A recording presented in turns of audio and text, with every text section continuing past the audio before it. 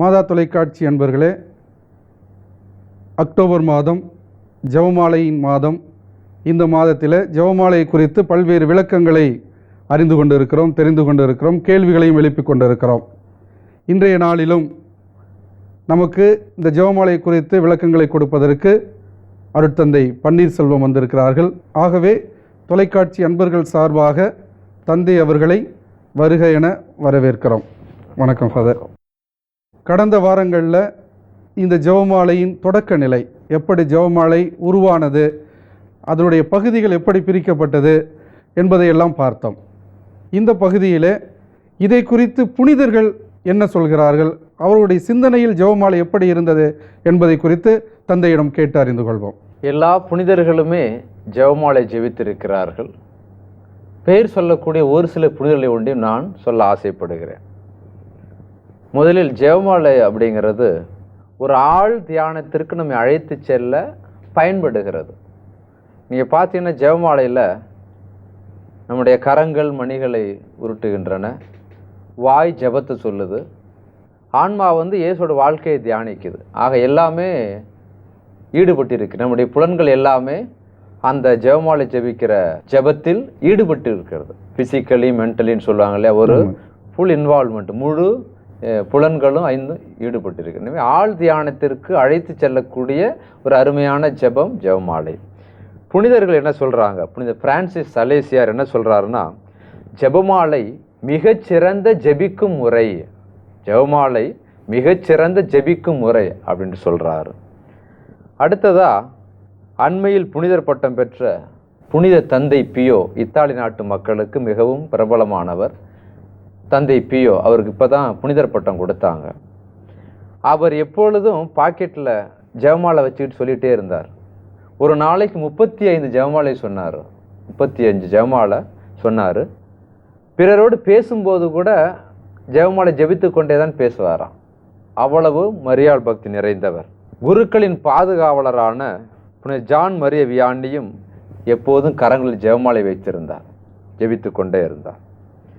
புனித Thomas Aquinas அருள் நிறைந்த மரிய ஜெபத்தை பற்றி ரோமையிலே 40 நாட்கள் தொடர்ந்து போதனை செய்தார் தாமஸ் அக்வினாஸ்.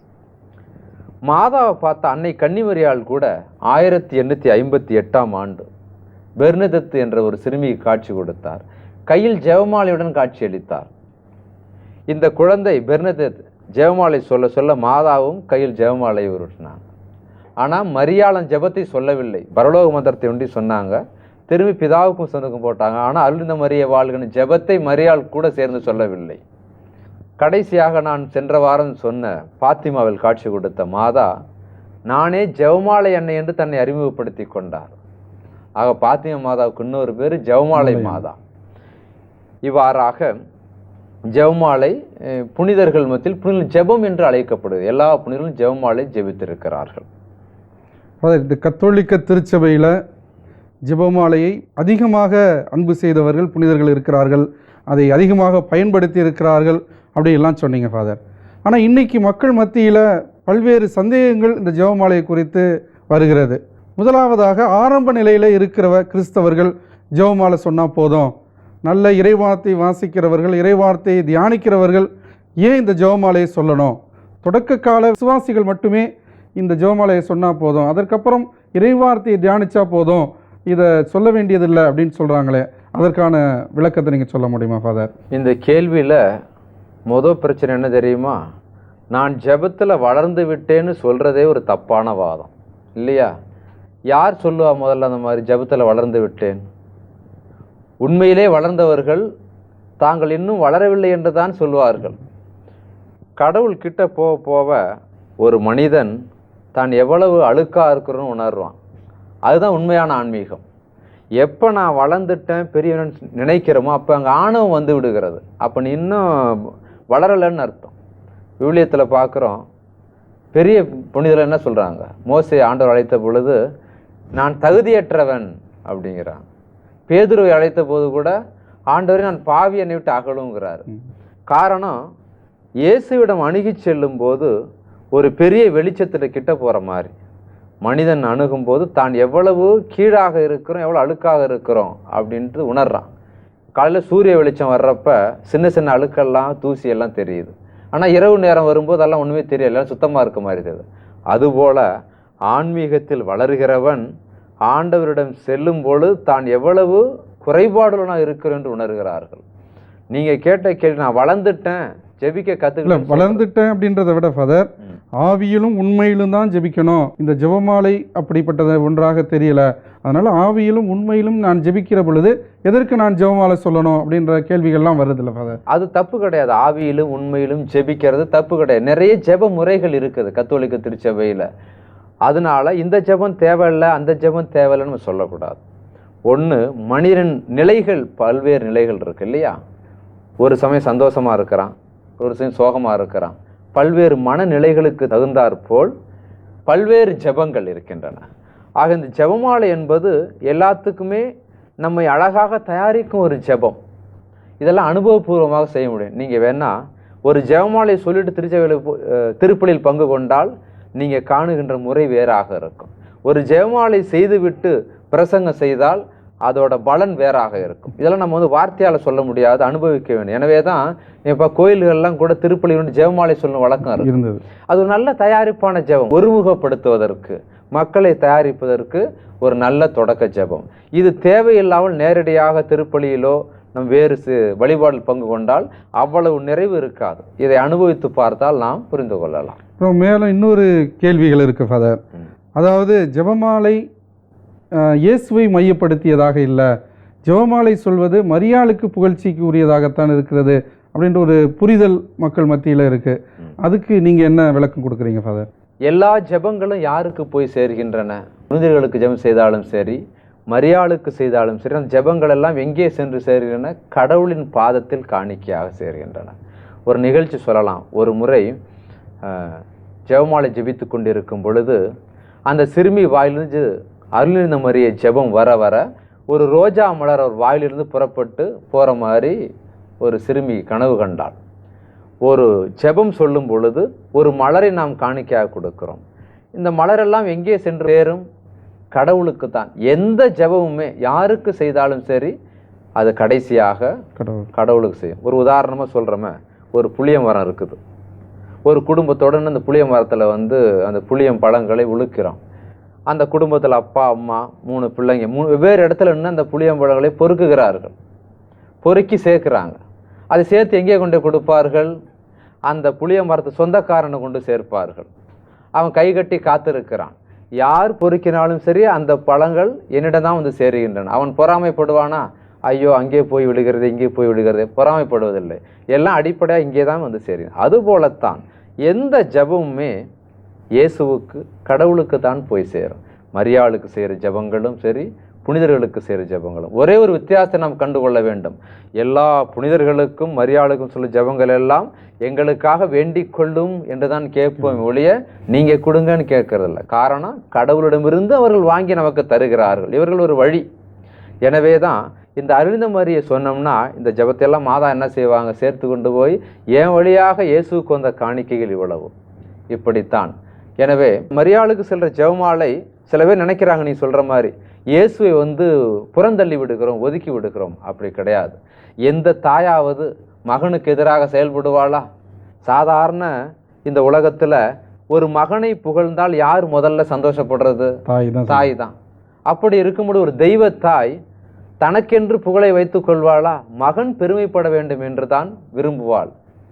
அவர் சொல்வதையெல்லாம் செய்யுங்கள், அதுதான் மாதா சொல்லுவாங்க. எனவே எந்த ஜெபமாலையும் அதிகமாக ஜெபிக்க அது இயேசுவுக்கு காணிக்கையாகிறது. இன்னொரு காரணம் ஏற்கனவே நான் சொல்லி இருக்கிறேன், இயேசுவின் வாழ்க்கையை தான் தியானிக்கிறோம். மரியாளோடு சேர்ந்து ஜெபமாலையில் இயேசுவை தான் மையப்படுத்தி தியானிக்கிறோம், மரியாளை அல்ல. மேலும் பார்த்தோம் என்றால், நான் கடந்த காலத்தில் சொன்னது போல அந்த ஜெபமாலை மணியானது மரியாளுக்கு உருவகமாக இருக்கிறது. அந்த மணிகளின் உள்ளே ஊடுருவி செல்கிற அந்த கயிறானது இயேசுவுக்கு சமமாக இருக்கிறது. ஆக இயேசுவும் இயேசுவின் வாழ்க்கையை மரியாளோடு சேர்ந்து தியானிக்கிறோம். அந்த ஜெபமாலையானது சிலுவையில் ஒன்று சேர்கிறது முத்தாய்ப்பாக. அந்த சிலுவை என்பது மீட்பின் அடையாளம். இயேசு ரட்சித்தார், அவரோடு மீட்புக்கு பங்கு கொண்டவள் மரியாள். 2 பேரும் சேர்ந்து மீட்பின் சின்னமான சிலுவையின் வழியாக நமக்கு இரட்சணியத்தை கொண்டு வந்தார்கள் என்று நம்ம அழகா சொல்லிக்கலாம். அது சரிங்க ஃபாதர். இப்போ விவிலியத்தில் இந்த ஜெபமாலை குறித்தோ இல்லை ஜெபமாலை பற்றியோ எதுவும் சொல்லப்படலை அப்படின்னு சொல்லி ஒரு புரிதல் இருக்குது. மற்ற சகோதர சகோதரிகள் நம்மளை பார்த்து கேட்குறாங்க, நீங்கள் ஜெபமாலை சொல்கிறீங்க, ஆனால் விவிலியத்தில் எங்கே சொல்லப்பட்டிருக்குது, விவிலியத்தில் அதை பற்றிலாம் ஒன்றும் சொல்லலையே அப்படின்னு சொல்கிறாங்களே, அதுக்கு நீங்கள் என்ன பதில் சொல்கிறீங்க ஃபாதர்? இது ஒரு முற்றிலும் தவறான ஒரு வாதம். திருத்தந்தை 12ஆம் பத்திநாதரும் 6ஆம் சின்னப்பரும் ஜெபமாலையை நற்செய்தியின் சுருக்கம் என்று சொல்கிறார்கள். ஜெபமாலையை நற்செய்தியின் சுருக்கம் என்று சொல்கிறார்கள். இந்த ஜெபமாலையானது விவிலியத்திலிருந்து கடைந்து எடுக்கப்பட்ட ஜெபமாகும். நான் ஒன்று ஒன்றா உங்களுக்கு சொல்கிறேன் எங்கே விவிலியத்தில் இந்த ஜெபம் வருகிறது என்று. ஜெபமாலையின் முதல் பகுதி, அருள் நிறைந்த மரியே வாழ்க, ஆண்டவர் உம்முடனே. லூக்கா நற்செய்தி முதல் அதிகாரம் 28வது வசனத்தில் நாம் பார்க்குறோம். பெண்களுக்குள் ஆசிர்வதிக்கப்பட்டவள் நீரே, ஏனெனில் உம் திருவயிற்றின் கனியும் ஆசிர்வதிக்கப்பட்டதே என்பது லூக்கா முதல் அதிகாரம் 42வது வசனத்தில் பார்க்குறோம். அதன் பிறகு அச்சிஷ்ட மரியாயே சர்வேசனுடைய மாதாவே, இந்த வசனத்தை லூக்கா நற்செய்தி 1:43 வசனத்தில் பார்க்கணும். எலிசபெத்து, என் ஆண்டவருடைய தாய் என்னிடம் வர நான் என்ன பேறு பெற்றேன் என்று கேட்கிறாள். ஆண்டவருடைய தாய் என்று, அதுவும் ஒரு விவிலிய வசனம்தான். அதன் பிறகு யோவான் நற்செய்தி 2ஆம் அதிகாரம் 5ஆம் வசனத்திலே, கானாவில் ரசம் தீர்ந்து விட்டது என்று கண்டு மரியாள் என்ன சொல்கிறார்? அவர் சொல்வதெல்லாம் செய்யுங்கள் என்று பரிந்து பேசுவதை பார்க்கிறோம். அந்த நிகழ்ச்சியை கை கொண்டு தான் நாம் என்ன சொல்கிறோம், இப்பொழுதும் அன்று பரிந்து பேசுவது போல எங்களுக்காக வேண்டிக் கொள்ளும் என்று மரியாளிடம் பரிந்து கேட்கிறோம்.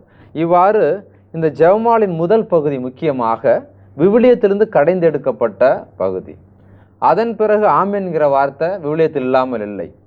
அந்த பிதாவுக்கும் சொன்னுக்கும் போடுறோமே, அந்த ஜெபம் ஒவ்வொரு திருமுகத்திற்கு கடைசியிலும் சின்னப்பர் சொல்லி முடிக்கிறார். பிதாசுத்தன் திருத்துவப்புகள் சொல்லிதான் திருமுகத்தை முடிக்கிறார். ஆக அந்த ஜெபம் இடம்பெற்றிருக்கிறது.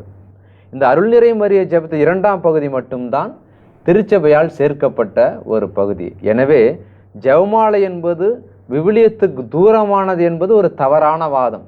விவிலியத்திலிருந்து, விவிலிய வார்த்தைகளிலிருந்து எடுக்கப்பட்டது. மக்கள் மத்தியில் இப்படி ஒரு கருத்தும் இருக்கிறது.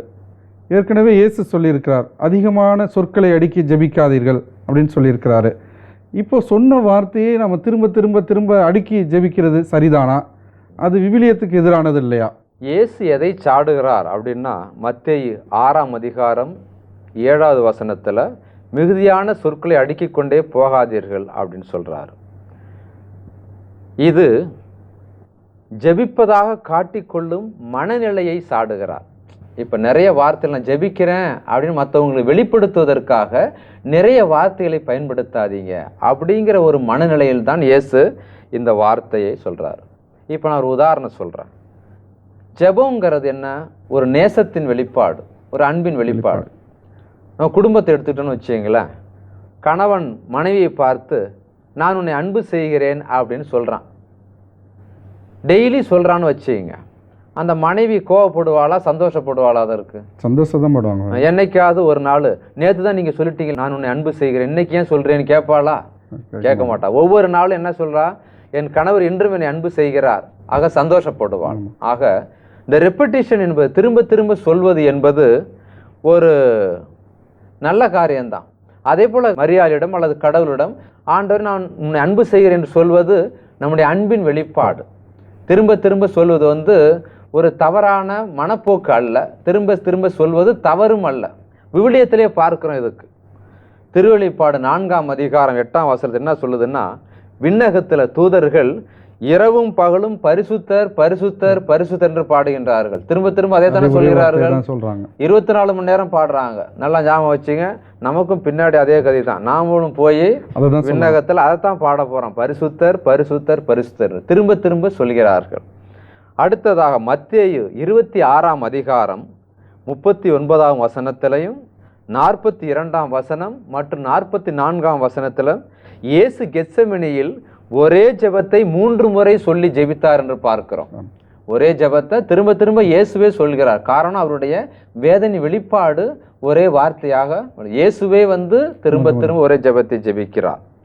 இன்னும் ஒரு உதாரணம் காட்டுவேன். பழைய ஏற்பாட்டிலிருந்து தானியேல் 3ஆம் அதிகாரம் 52 90 வசனம் வரை தீச்சூளையில் போடப்பட்ட 3 இளைஞர்கள் ஆண்டவரை புகழுங்கள், ஆண்டவரை புகழ்ந்து திரும்ப திரும்ப சொல்லி ஜெபிக்கிறார்கள். அப்பொழுது அங்கே அற்புதம் நடப்பதை பார்க்கிறோம்.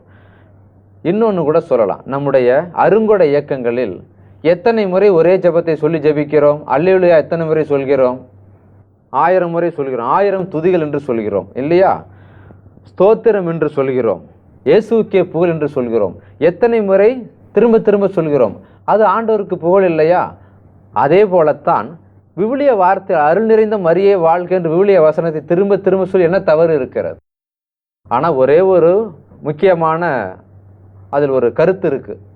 திரும்ப திரும்ப சொல்றப்ப மெக்கானிக்காக நம்ம சொல்லக்கூடாது. அது ஒன்று தான் நம்ம ஜாக்கிரதையாக இருக்கும். காரணம் என்னன்னா, நிறைய பேர் ஜெபமாலை ஜெபிக்கும் பொழுது மனப்பாடம் ஆயிடுது. அதனால நம்ம எக்ஸ்பிரஸ் ட்ரெயின் போகிற மாதிரி எவ்வளவு ஸ்பீடாக சொல்ல முடியுமோ அருளிந்த மரியே வாழ்கன்னு மூச்சு விட மாட்டி சொல்லி முடிச்சிடுறாங்க. ஏதோ ஒரு கடமைக்கு, ஒரு பேரளவுக்கு, ஒரு ஈடுபாடு இல்லாமல். அது தவறு. அதனால் ஒரு புரிந்து மெதுவாக திரும்ப திரும்ப ஜெபமாலை ஜெபிப்பதில் தவறு ஒன்றுமில்லை. விவிலியத்தில் நான் உதாரணங்கள் காட்டினேன். அதை நீங்கள் அழகாக சொன்னீங்க ஃபாதர். ஆனால் இன்றைக்கி பார்க்குறோம், திருப்பலிக்கு துவக்கத்திற்கு முன்பாக அல்லது நேரம், ஒருவேளை குருவானவர் நேரம் ஆயிடுச்சு, ஒரு ஜெபமாலை சொல்லுவோம்ப்பா அப்படின்ற ஒரு சூழ்நிலையும், நேரம் இல்லை அதனால் ஜெபமாலை சொல்ல வேணாம் அப்படின்ற ஒரு சூழ்நிலைகள், அல்லது 10 மணி சொல்ல அந்த ஒரு மறை உண்மையை அப்படியே முழுமையாக தியானிக்க வேணாம், ஏதோ 10 மணி சொல்லுவோம் அல்லது 20 மணி ஜெபமாலை சொல்லிட்டு நிப்பாட்டிடுவோம் அப்படிங்கிறதெல்லாம் சரியா? இல்லை முழுமையாக அந்த 53 மணி ஜெபத்தையும் சொல்லி முடித்தால்தான் அது நிறைவா? நல்ல கேள்வி. இந்த திருப்பலிக்கு முன் ஜெபமாலை ஜெபிக்கிற பழக்கம் எப்படி வந்துச்சுன்னு நீ தெரிஞ்சுக்கணும். 1969க்கு முன்னால், இந்த வழிபாட்டு முறை மாறுபடுவதற்கு முன்னால் லத்தீன் மொழியில் தான் திருப்பலி நடைபெற்றது. மக்களுக்கு லத்தீன் மொழி தெரியாது. அப்போ என்ன செஞ்சாங்கன்னா, மக்கள் பூசையில் ஜெபமாலை சொல்ல ஆரம்பித்தாங்க. சாமியார் பீடத்து பக்கம் திரும்பி பூசை வச்சுக்கிட்டு இருந்தார். என்னன்னு புரியாது, சொல்ல முடியாது. அதனால என்ன பண்ணுறாங்க, சாமியோட சேர்ந்து ஜெயிப்போம்ட்டு ஜெபமாலை சொல்லும் பழக்கம் ஒன்று இருந்துச்சு. அர்த்தம் புரியாட்டி என்ன செய்யறதுன்னு இன்னைக்கு கூட பார்ப்பீங்க, சில பேர் பூசையில் ஜெபமாலை வயசான சொல்லிட்டு இருப்பாங்க. காரணம் அந்த பழைய பழக்க வழக்கம். இந்த பழக்கம் 2ஆம் வத்திக்கான் சங்கத்திற்கு பிறகு பூசையில் அப்படி ஜெபிக்கக்கூடாது, எல்லாரும் பங்கேற்க வேண்டும் அப்படின்னு சொல்லிட்டு இந்த உள்ளே இருந்த ஜெபமாலை வெளியே கொண்டாந்து வச்சாங்க. பூசைக்கு உள்ளே நடந்து கொண்டிருந்த ஜெபமாலை திருப்பலிக்கு முன்னால் சொன்னால் சிறந்ததாக இருக்கும், நல்ல தயாரிப்பாக இருக்கும்ட்டு தான் ஆரம்பித்தது. எனவே திருப்பலிக்கு முன்னால் ஜெபமாலை ஜெபிக்கும் முறை அழகானது. ஆனால் அது என்ன பண்ணக்கூடாது, கூறு போடக்கூடாது. 3:10 போதும், இல்லை மன்றாட்டு வேண்டாம், பிரார்த்தனை வேண்டாம், வேகமாக சொல்லி முடிங்கன்ட்டு பொதுவாக கூடி வரும்போது அப்படி செய்யும் பொழுது என்ன நடக்கிறது, மக்களிடையே ஒரு தவறான அபிப்பிராயம் ஏற்படுகிறது. 3:10 சொன்னால் போதும், 1:10 சொன்னால் போதும் கிடையாது. நான் அமெரிக்காவில் இருந்த பொழுது அந்த பங்குல 15 தேவரகசியங்களையும் ஒவ்வொரு நாளும் திருப்பலிக்கு முன் ஜெபித்தார்கள். எனக்கு ஆச்சரியமாக இருந்துச்சு. நம்ம ஊரில் 5-10 சொல்ல யோசிக்கிறாங்க, 15 தேவரகசியம் சொல்லிவிட்டு அனுதின திருப்பலிக்கு அவர்கள் தயாராகிறார்கள். ஒரு அழகான முயற்சியாக இருக்கிறது. எனவே திருப்பலிக்கு முன் 5-10 மணிகளை சொல்லலாம். தனியாக ஜெபிப்பவர்கள் இந்த கேள்வி கேட்கலாம், நீங்கள் தனியாக ஜெபிக்கிறவங்களுக்கு நேரம் இல்லையே அப்படின்ட்டு என்ன செய்யலாம்? எதுக்கு நேரம் இல்லை? நான் ஒரு கேள்வி கேட்பேன். நேரம் இல்லைன்ட்டு யாராச்சும் சாப்பிடாமல் இருக்கானா? டெய்லி நேரம் இல்லைன்னு குளிக்காமல் இருக்கிறோமா? நேரம் இல்லைன்னு பல்லு விளக்காமல் இருக்கிறோமா? இதுக்கெல்லாம் நேரம் இருக்குது. ஆனால் ஜெபிப்பதற்கு மட்டும் நேரம் கிடைப்பதில்லை. காரணம் தெரியும், என்ன தெரியுமா? ஜெபிப்பதற்கு மனிதன் ஆசைப்படுவதில்லை, விரும்புவதில்லை. இதுதான் அடிப்படை. எல்லாவற்றிலும் வளர்ச்சி கொண்டு இருக்கிறோம். இந்த ஜெபம் ஒண்டியும் கீழே போயிட்டு இருக்கு. கவனிச்சிங்களா? முன்னாடி கம்பங்கூழ் சாப்பிட்டோம், கோதுமை தோசை சாப்பிட்டோம். இப்போ என்ன சாப்பிட்டுட்டு இருக்கோம்? பெர்கர், பிஸ்ஸா அப்படின்ட்டு வளர்ச்சி அடைகிறோம். ட்ரெஸ் எப்படி போட்டிருந்தோம், அந்த காலத்து இந்த ட்ரெஸ்ஸு வேறு, இப்போ மாடர்ன் ட்ரெஸ். எல்லாத்துலேயும் வளர்ச்சி காணும் மனிதன் இந்த ஆன்மீகத்தில் ஜெபத்தில் கீழே போயிட்டு இருக்கான். ஒரு 10 அருள் நிறைந்த மரியை சொல்ல எவ்வளவு நேரம் ஆகும் தெரியுமா? 5 நிமிஷம் கூட ஆகாது. நீங்கள் சொல்லி பார்த்தீங்கன்னா 5 நிமிடம் ஒரு 10 சொல்லலாம். எப்படி நேரம் கண்டுபிடிக்கலாம்? இதற்காக சிறப்பாக நேரம் ஒதுக்க வேண்டியதில்லை. பஸ்ஸில் இங்கேருந்து போகிறோம், சொல்லலாம். செல்லை நோண்டிகிட்டு இருக்கிறத விட தேவையில்லாமல் அதை பார்த்துக்கிட்டு ஒரு 10 சொல்லலாம், 2-10 சொல்லலாம். ஒரு 5 தேவரகசியங்களை ஒரு 4 பூரா பிரித்து சொல்லலாம். இங்கே நேரம் பிரச்சனை கிடையாது, ஜெபிக்க மனசு இல்லைங்கிறது தான் பிரச்சனை. அதான் நான் கேட்குறேன். இப்போது ஒரு நாளைக்குள்ள ஒரு 10, ஒரு காலையில் ஒரு 10 மணி, மதியானம் ஒரு 10 மணி, சாயந்தரம் ஒரு 10 மணி, மொத்தமாக ஒரு நாளைக்குள்ளே 53 மணி ஜெபம் சொன்னால் போதுமா, இல்லை ஒரே நேரத்தில் அந்த 53 மணி ஜெபத்தை சொல்லி முடிக்கணுமா? பிரித்து பிரித்து சொன்னாலே போதும். ஆண்டவர் எப்படி நம்முடைய மனநிலையை தான் பார்க்குறார ஒழிய எவ்வளவு ஜெபிக்கிறோம்னு தேவையில்லை. பஸ்ஸில் போகிறோம், ஒரு 10 மணி சொல்லி முடிக்கலாம். ஒரு பிரேக் டைம் கிடைக்கிது, ஒரு 10 மணி சொல்லி முடிக்கலாம். இது மாதிரி ஒரு நாளில் 5 தேவர்கள் தாராளமாக சொல்லி முடிக்கலாம். இப்படி தான். இன்னும் சில பேர் கடமைக்காக சொல்லி முடிப்பதில் ஒன்றும் பயனில்லை. பொருள் சொல்லும்போது அதுக்குரிய ஆசீர்வாதம் நமக்கு கிடைக்கிறது. இல்லை, இன்னும் சிலர் சொல்கிறாங்க, ஃபாதர் எனக்குன்னு ஒரு ஜெப முறை இருக்குது, நான் தியானிக்கிறேன், நான் இறைவார்த்தையை தியானிக்கிறேன், இயேசுவை குறித்து தியானங்கள்லாம் செய்கிறேன், அப்படி நான் அமைதியிலே தியானிக்கிற பொழுது நான் ஏன் இந்த ஜெபமாலையை சொல்லணும் அப்படின்ற ஒரு கேள்வி கூட எழுது. அதுக்கு நீங்கள் என்ன சொல்கிறீங்க ஃபாதர்? அதாவது நிறைய ஜெபமுறைகள் இருக்கிறது என்று சொன்னேன். ஒரே ஜெபத்தை எப்பொழுதும் மனிதன் பயன்படுத்த முடியாது. சந்தோஷமாக இருக்கிறீங்க, அப்போ கைதட்டி பாட்டு பாடி ஜெபிக்கின்ற ஒரு ஆசை வருகிறது, அப்போ தாராளமாக செய்கிறோம்.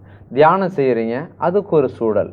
இப்போ பஸ்ஸில் போகிறப்ப அதெல்லாம் செய்ய முடியாது. அதான் நான் ஏற்கனவே சொன்னேன், இது எளிய ஜெபம். எங்கே இருந்தாலும் யார் தொந்தரவும் இல்லாமல், கூட்டம் இருக்குதோ இல்லையோ, வேறு எனக்கு டைம் இருக்கோ இல்லையோ, எளிதாக எங்கே வேண்டுமானாலும் ஜெபிக்கக்கூடிய ஒரு எளிய ஜெபம். அதனால் அதை ஜெபிக்கிறேன், அதனால் இது தேவையில்லை அப்படின்னு நம்ம ஒதுக்க முடியாது. அதுவும் தேவை, இதுவும் தேவை. நம்முடைய மனநிலைக்கு தகுந்தாற் போல் ஒவ்வொரு நாளும் சொல்லுவது சிறப்பானது அப்படின்னு சொல்லிக்கலாம். நீங்கள் ஏற்கனவே சொன்னீங்க ஃபாதர், வத்திக்கான் சங்கம் திருப்பலியின் இடையிலே ஜெபமாலை சொல்லக்கூடாது அப்படின்னு சொன்னாங்க அப்படின்னு. ஆனால் இன்றைக்கு வயது முதிர்ந்தவர்கள்லாம் பார்த்தோம்னா திருப்பலியில் இன்னும் எழுந்தேற்ற நேரங்களில் கூட ஜெபமாலை சொல்லுகிற ஒரு பழக்கம் நான் பல நேரங்களில் பார்த்துருக்கிறேன். எங்கள் பங்குகளெல்லாம் கூட முதியவர்கள் அந்த எழுந்தேற்றம் நேரத்தில் கூட ஜெபமாலை உருட்டி கொண்டு இருக்கிறார்கள். அது சரிதானா? அது சரியான போக்கு அல்ல. இன்னொன்று, அவங்க வயசானவங்க அதில் பழகிட்டதுனால கொஞ்சம் கொஞ்சமாக அவர்களை சொல்லணும். திருப்பலி நேரத்தில் ஜெபமாலை சொல்வது சரியல்ல. ஏன்னா திருப்பலி ஜெபங்களிலெல்லாம் சிறந்த ஜெபம் திருப்பலி. ஆண்டவரே அங்கே இருக்கிறார். அந்த நேரத்தில் மற்ற ஜெபங்கள் சொல்வது சரியானதல்ல. முன்போ பின்போ எந்த பக்தி முயற்சியுமே திருப்பலிக்கு நம்மளை அழைத்து செல்லணும். ஜெபமாலையாக இருந்தாலும் சரி, எந்த பக்தி முயற்சியுமே நம்மை திருப்பலிக்கு, அதுதான் இந்த சென்டர் ஆஃப் கிறிஸ்டியானிட்டி, கிறிஸ்தவ மதத்தின் மையங்கிறது அந்த திருப்பலி தான். அதற்கு அழைத்து செல்லும் பக்தி முயற்சியாக இருக்குன்னு தான் திருச்சபையின் ஆசிரியர் சொல்லுது. எந்த பக்தி முயற்சியும் அந்த திருப்பலிக்கு நம்மை அழைத்து செல்ல வேண்டும், அந்த திருப்பலியிலிருந்து பொங்கி வழிய வேண்டும். அதுதான் பக்தி முயற்சிகள். அந்த திருப்பலிக்கு போகாத, அதுக்கு வழி நடத்தாத எந்த பக்தி முயற்சியுமே தவறான பக்தி முயற்சிகள் அப்படின்னு நீங்கள் ஞாபகம் வச்சுக்கணும். இல்லை, பல்வேறு இடங்களில் நான் பார்த்துருக்கேன் ஃபாதர், இந்த அன்பிய கூட்டங்கள்லாம் நடந்திருக்குது. அந்த அன்பிய கூட்டங்களில் அந்த நிறைவு பகுதியில் மன்றாட்டுக்கள் சொல்லும் பொழுது ஒவ்வொரு மன்றாட்டுக்கும் இடையில் ஒரு அருள் நிறைந்த மரியை சொல்லுவோம், அல்லது ஒரு 2-3 அருள் நிறைந்த மரியை சொல்லுவோம் அப்படின்னு சொல்கிறாங்க பல மன்றாட்டுக்களை. அது சரிதானா? அது தவறல்ல. நாம் கூட ஜெபமாலை முடித்த பின்பு மரித்த ஆன்மாக்களுக்காக ஜெபிப்போன்ட்டு ஒரு 3 அருள் மரியை சொல்லலாம். அதெல்லாம் சரியான. தனியாக ஒரு ஜெபத்தை பயன்படுத்தலாம். பரலோக மந்திரம் பயன்படுத்துகிறோம் அல்லவா, அதுபோல் எந்த ஜெபத்தையும் தனியாக பயன்படுத்தலாம். ஜெபமாலை என்று வரும்போது ஒரு நாளுக்கு ஒரு கத்தோலிக்க கிறிஸ்தவன் 5 தேவரகசியமாக சொல்வது சிறப்பாக இருக்கும். இப்போ பரவலாக எல்லா இடங்கள்லையும் நம்ம பார்க்குறோம். இந்த மாதங்களில் செப்டம்பர் மாதம் வேளாங்கண்ணிக்கு பாத யாத்திரை போகிறவங்களாம் எல்லாருமே ஒரு 40 நாள் உபவாசம் இருக்கிறாங்க, காவி உடை போடுறாங்க. அதற்கு அடையாளமாக இந்த பிற சமய பண்புகளை மரபுகளை செய்கிறது போல் மாலை போடணுன்றதுக்காக ஜெபமாலையை கழுத்தில், அதுவும் பங்கு தந்தை தான் அனுபவிக்கணும்னு சொல்லி பங்கு சாமியாருக்கு முன்னாடி ஒரு கியூ நின்று அதை கழுத்தில் போட்டுக்கிறாங்க. அதை போய் அங்கே வேளாங்கண்ணியில் அங்கே பங்கு சாமியார் தான் கழட்டணும், இல்லை அதுக்கு யாராவது தந்தையர்கள் ஆசீர்வதிச்சு ப்ளஸ் பண்ணி கழட்டணும், அதை கழட்டிட்டு அப்படியே தூக்கி போட்டுட்டு வந்துடுறாங்க, இல்லை ஏதாவது பண்ணிட்டு வந்துடுறாங்க. ஆனால் அது அந்த ஜெபமாலை என்பது ஒரு அடையாளம், ஏதோ ஒரு கடமைக்கு ஒரு ஃபேஷனாக. இன்னும் யங்ஸ்டர்ஸ்லாம் பார்த்தா கூட முன்னாடியெல்லாம் சிறுவ கயிறு போடுறதுக்கு போல இப்போ ஜெபமாலை போடுறாங்க. அது குறித்து நீங்கள் என்ன சொல்ல விரும்புகிறீங்க ஃபாதர்?